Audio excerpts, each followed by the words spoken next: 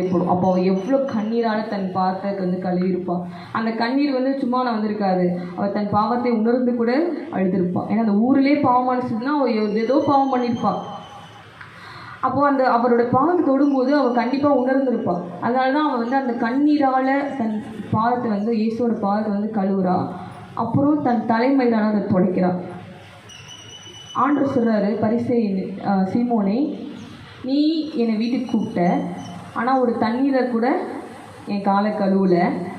இது அவள் தன் கண்ணீரால் என் பாதங்களை கழுவினான். நல்லா யோசிச்சிங்க. உங்கள் வீட்டுக்கு ஒருத்தவங்க கூப்பிட்டா எதை பெருசாக நினைப்போம்? தண்ணீரை கழுவுதானே பெருசாக நினைப்போம். யாராவது கண்ணீரில் அழுதுட்டு உங்கள் காலை கழுவுனா நீங்கள் அதை பெருசாக நினைப்பீங்களா? நவுந்து போ. கண்ணன் வந்தால் சளினா சேர்ந்து ஒரு அழுதா இல்லையா? அது தன் காலில் கழுவுறப்போ நான் யோசித்து பார்த்தேன், என்ன ஆண்டவர் இவர் தண்ணீர் கூட கொடுக்குறேன்னு சீமோனை திட்டுறாரு. ஆனால் தண்ணி தானே பெஸ்ட்டு கண்ணீரை விட. ஆனால் ஆண்டவர் அந்த பாவியான ஸ்திரீ தன் பாத்திர சிந்த அந்த கண்ணீரை கனப்படுத்துகிறார். ஹல்லேலூயா.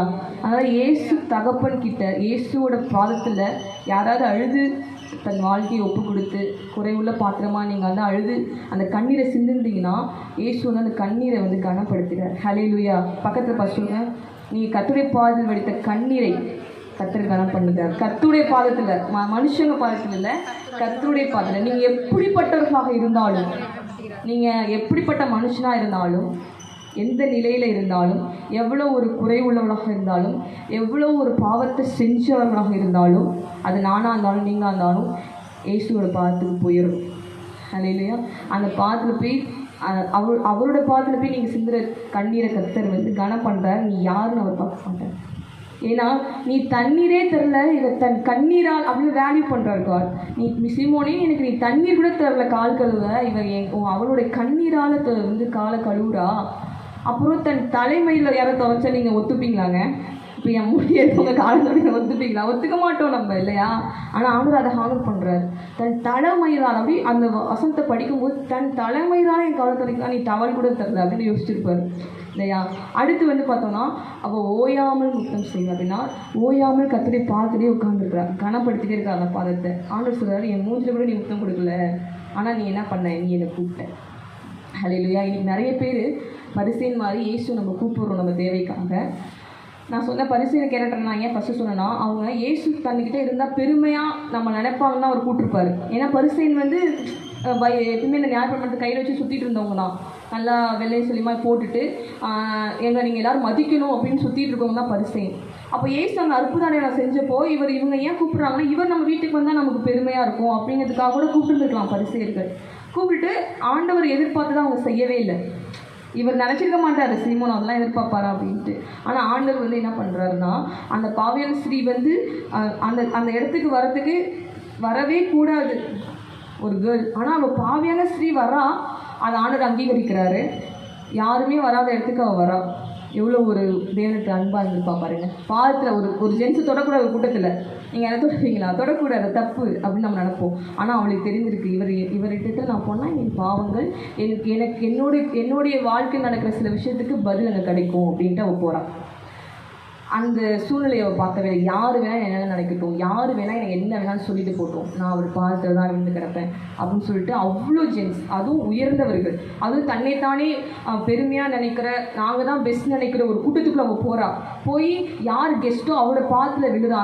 அந்த கற்பனை நீங்கள் பண்ணி பார்த்தா தெரியும், அதெல்லாம் முடியாத ஒரு காரியம். ஆனால் அவள் அதை யார் என்ன சொன்னாலும் பரவாயில்ல, இவருடைய பார்த்து நான் கண்ணீரால் இப்படியே கழுவணும். அதுக்கப்புறம் அவகிட்ட இருக்கிற அந்த பரிமளத்தை வச்சு ஃபஸ்ட்டு தன் குறைகளை கற்றுக்கிட்டு சொல்லும். கண்ணீர் எப்போ வரும்னா, நம்ம பிள்ளைகளை உணரும் போது கண்ணீர் வரும். நம்ம வாழ்க்கையில் நடக்கிற சில தவறுகளை நினைத்து கண்ணீர் வரும். அதை எவ்வளோ இருந்துச்சுன்னா 2 பாதங்களையும் நினைக்கிற அளவுக்கு அவளுக்கு கண்ணீர் வந்தது. அதை காட் ஹானர் பண்ணுறாரு. சீமோனை பார்த்து, நீ என்னை கூப்பிட்ட, நீ எனக்கு தண்ணி கூட தரலை, நீ எனக்கு இது தலைக்கு எண்ணெய் கூட பூசலை, ஆனால் இவன் என் பாதத்துக்கு எண்ணெய் பூசுகிறான். காட் எவ்வளோ ஹானர் பண்ணுறாரு பாருங்கள். நிறைய பேர் நம்ம இயேசுவை கூப்பிடுறோம், ஆனால் கூப்பிட்டு ஓரமாக வச்சிடுறோம். அவர் எதிர்பார்க்குற மாதிரி நம்ம யாருமே வாழல. பரிசேயனுக்கும் பாவியான ஸ்திரீக்கு என்ன டிஃப்ரென்ஸ்னால், அவள் கூப்பிடப்படவே இல்லை, அங்கே அங்கீகரிக்கப்படலை. ஆனால் ஆண்டவருடைய பாதத்தை தொட்டு அவர் எதிர்பார்க்காத எல்லாத்தையும் அவள் செஞ்சாள். அந்த வசனத்தை வாசிக்கலாம். அந்த விட்டதுலேருந்து வாசிக்க 42லேருந்து. அவர்களுக்கு நிர்வாகம் இல்லாத போது இருவருக்கும் கடனை மன்னித்து விட்டான். இப்படி இருக்க அவர்களில் எவன் அவனிடத்தில் அதிக அன்பாய் இருப்பான், அதை சொல் என்றார்.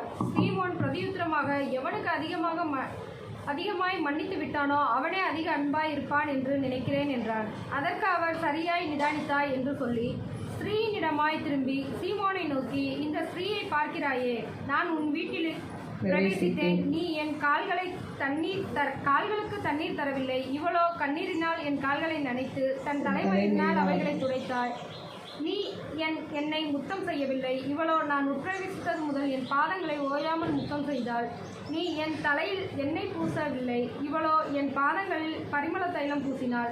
ஆதலால் நான் உனக்கு சொல்கிறேன், இவள் செய்த அநேக பாவங்கள் மன்னிக்கப்பட்டது, மிகவும் அன்பு கூர்ந்தாளே. போதும். அதனால் நான் உனக்கு சொல்கிறேன், இவள் செய்த அநேக பாவங்கள் மன்னிக்கப்பட்டது. ஸோ அவள் அதிக அன்பு கூர்ந்தாலே. ஆண்டவர் சொல்லாமே இருக்கலாம், அதிக அன்பு கூர்ந்தாலே. இந்த நிறைய பேசேஜ் பார்க்கும்போது உன் விசுவாசம் முனை வச்சுட்டு இதெல்லாம் சொல்லுவார். ஆனால் இந்த ஸ்திரியை பார்த்து ஆண்டவர் சொல்கிறாரு, இவள் அதிகம் அன்பு கூர்ந்தாலே. ஸோ இன்றைக்கி ஆண்டவர் என்ன சொல்கிறான்னா, உன்ட்டு எவ்வளோ குறைகள் இருந்தாலும், எவ்வளோ பிள்ளைகள் செஞ்சுருந்தாலும் கர்த்தருடைய பாதத்தை தேடி அங்கே உட்கார்ற ஒரு ஸ்திரீயாகவோ ஒரு மகனாகவோ நம்ம வாழணும். அந்த பாதத்தில் நம்ம போகும்போது தான் நமக்கு ஒரு விடுதலை கிடைக்கும், நம்முடைய பாவங்கள் மன்னிக்கப்படும். ஆண்டவர் சொல்கிறாரு, பாவங்கள் மன்னிக்கப்படும் சொல்லியிருக்கான். அவள் செய்த அப்போ எவ்வளோ பாவம் செஞ்சுருப்பா பாருங்க. அவள் அநேக பாவங்கள் அவளுடைய அநேக பாவங்கள் மன்னிக்கப்பட்டது. அவள் அதிக அன்பு கூர்ந்தாளே. ஆண்டவர் ஒரு நல்ல மனுஷன், உண்மையாக இருக்கிற மனுஷன் தன்னை நேசிச்சாதான் அங்கீகரிப்பார் அப்படிலாம் கிடையாது. அந்த ஊர்லேயே அதிக பாவம் செஞ்ச ஒரு லேடி ஆண்டரை பாதத்தில் வரும்போது அவருடைய அன்பை தேவன் அங்கீகரிக்கிறார். ஹல்லேலூயா. இதுதான் மனுஷங்களுக்கும் தேவனுக்கும் உள்ளது. ஒரு நல்ல மனுஷன் அன்பு கூர்ந்தா நம்ம மதிப்போம், அவங்கள ஹானர் பண்ணுவோம். ஆனால் அந்த ஊரிலேயே பிழையான ஸ்திரீ, குறைவுள்ள ஸ்திரீ, அநேக பாவங்கள்லாம் அவள் சொல்ல முடியாத பாவத்தெல்லாம் செஞ்சுருக்க ஒரு ஸ்திரீ இயேசுவோட பாவத்தில் வந்ததுக்கப்புறம் ஆண்டவர் அந்த அன்பை ஏற்றுக்கொள்கிறார். அதான் ஆண்டவர் சொல்கிறார், என்னிடத்தில் வருகிறவர்களை நான் ஒருபோதும் புறம்பே தள்ளுவதில்லை. இல்லையா? அவர் நிறைய பேர் ஆண்டவர் வாழ்ந்தபோது நிறைய பேர் என்ன சொல்கிறார், இவர் பாவிகளின் சிநேகிதனே அப்படின்னு சொல்லி தான் ஆண்டவரே கூப்பிட்டாங்க. ஆனால் இன்னைக்கு ஆண்டவர் என்ன நம்மக்கிட்ட சொல்கிறாருன்னா, நிறைய பேர் பரிசேஷமாய் நம்ம வாழ்ந்துட்டு இருக்கிறோம், ஆண்டவரை கூப்பிடுறோம், ஆனால் அவர் எதிர்பார்த்ததை கூட நம்ம செய்யாமல் இருக்கிறோம் நம்ம வாழ்க்கையில். இயேசு எனக்கு தெரியும், இயேசு என்கிட்ட இருக்கிறாரு அப்படின்னு சொல்லி